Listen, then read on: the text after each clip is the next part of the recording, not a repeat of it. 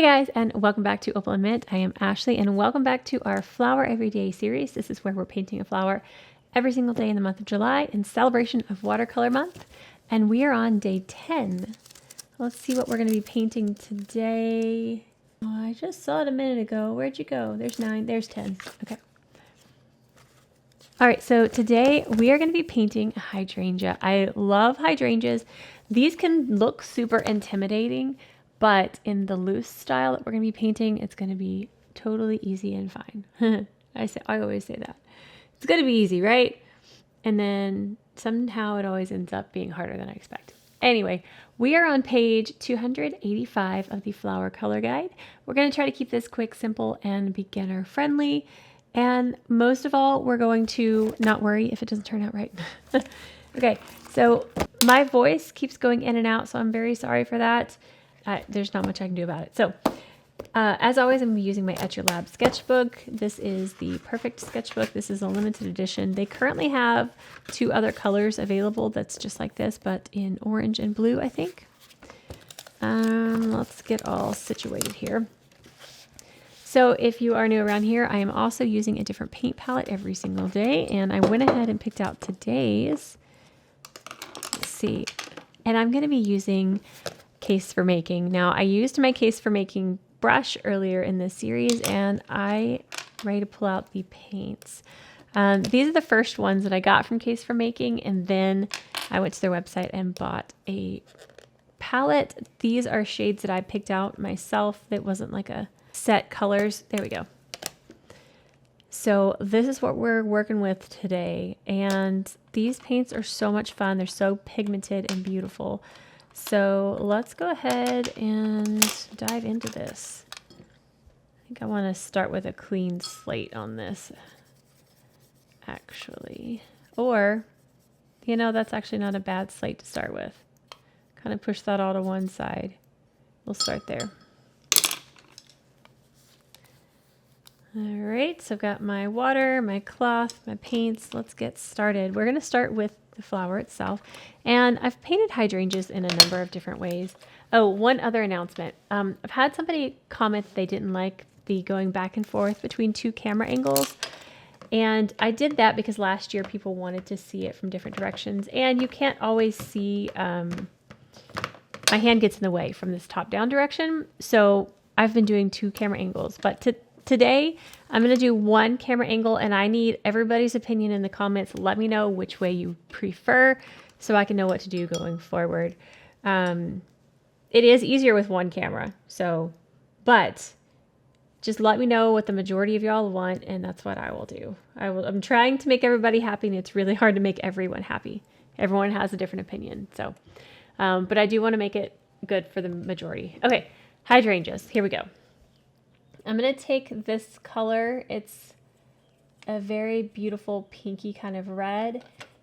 And I think I actually want to mix in this more like opera pink with it, so we can brighten it up even further. That's beautiful. So I have this nice thin watery wash of this color.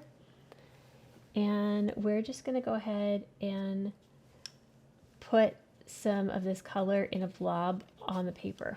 Okay, we're just going to start with a blob. I'm just tapping my brush, adding a little bit more water, starting with a blob. And then I want to do, I feel like I want to do 2 clusters, maybe a smaller one here.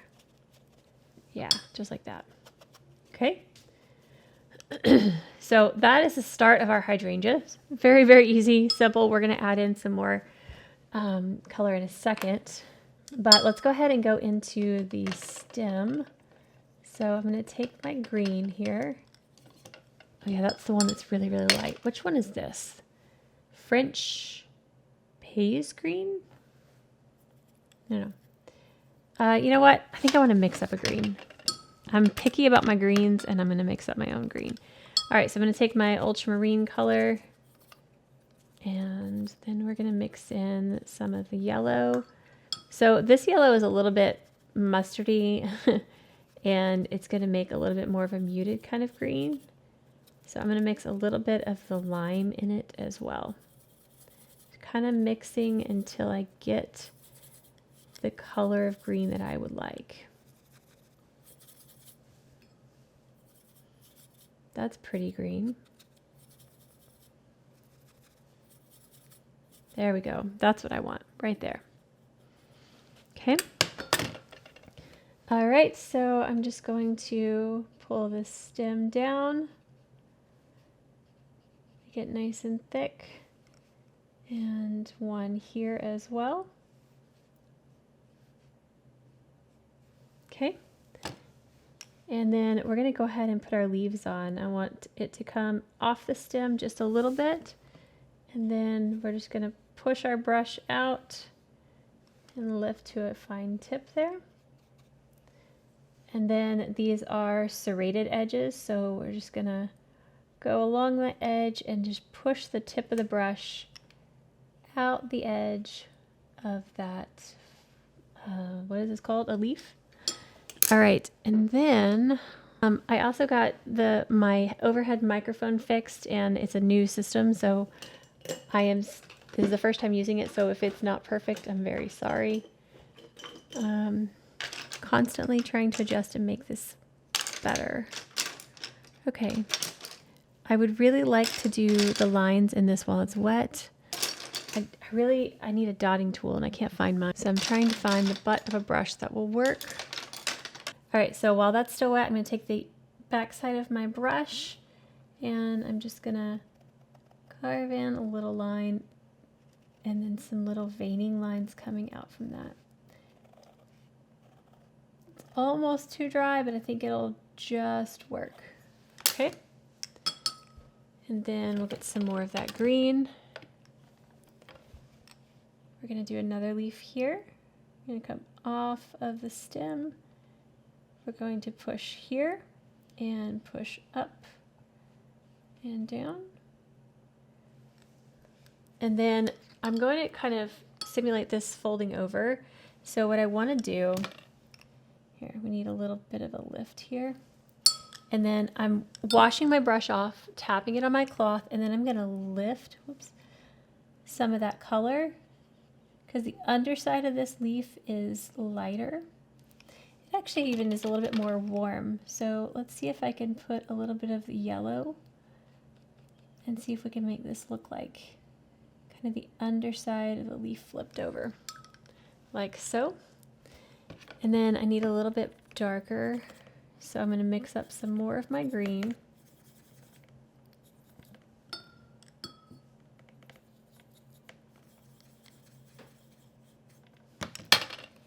We're going to go along this edge. This might be better to do after it's dry, but we might add a little bit more depth after that's dry. But I'm going to go ahead and pull my veining out here just very, very lightly. Okay, I think I want to stick with the 2 leaves for now, and let's go ahead and go back to this. This still has a little bit of dampness. If you can see, it's still a little bit shiny.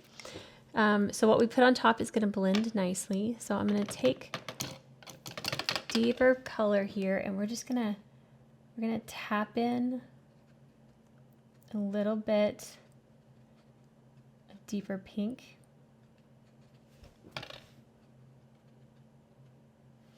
And I think I even want to get a touch of the blue, kind of adding in some purple moments. Just tapping color in.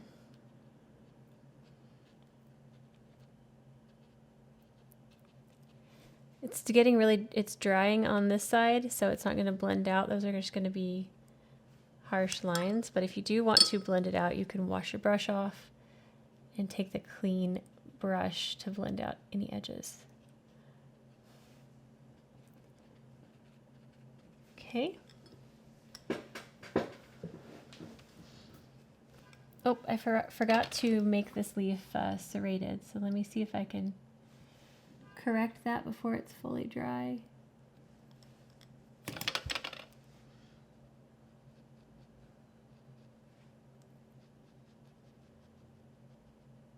There we go. That's a little bit better.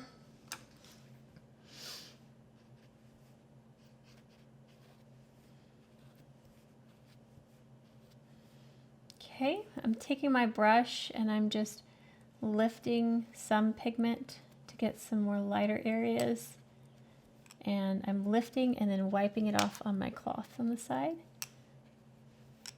So if you get too much and there's not enough light areas, you can just go in and lift a little bit. All right, so I want this to dry completely and before I put in some more defining petals. So you can let it dry or you can use a hair dryer or something. I'm gonna dry it real quick so we can speed through this.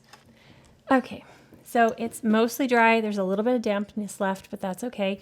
I'm going to switch to a smaller brush now and I wanna do some individual petals so it's not just a blob.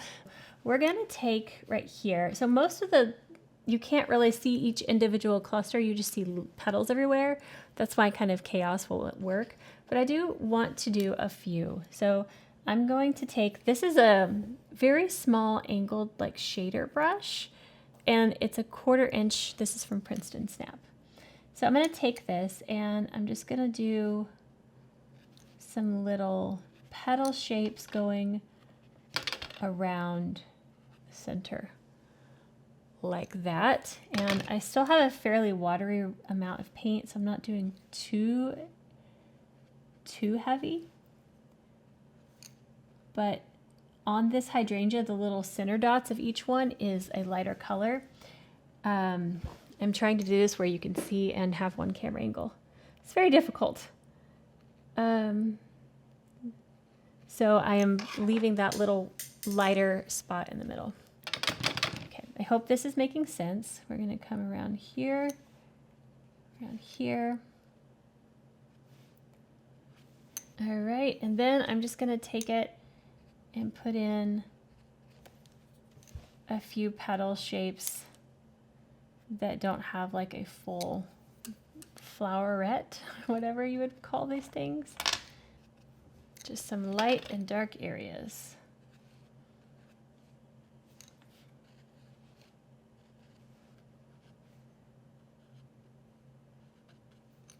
And you don't have to switch to this brush necessarily either. You can continue with a round brush. I would get a smaller one, but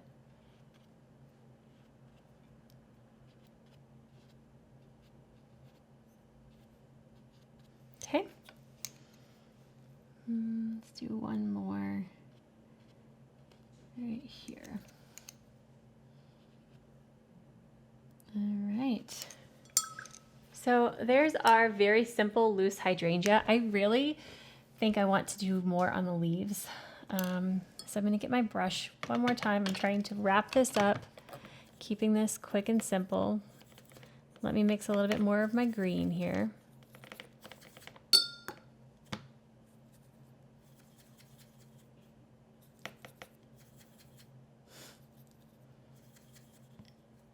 Okay.